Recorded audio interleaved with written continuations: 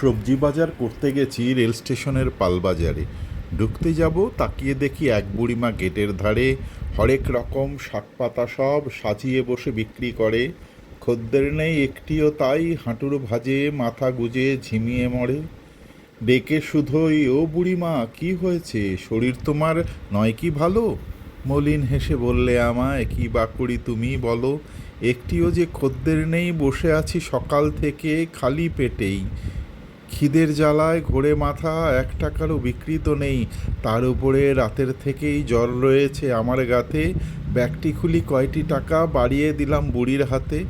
সবজি গোটাও, যাও খেয়ে নাও, জ্বরের ওষুধ কিনে খেও, বেশি খারাপ লাগলে শরীর বাড়ি তোমার ফিরে যেও।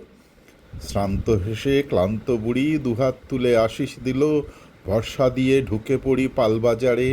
দুঃখটাকে আড়াল করার ইচ্ছে ছিল।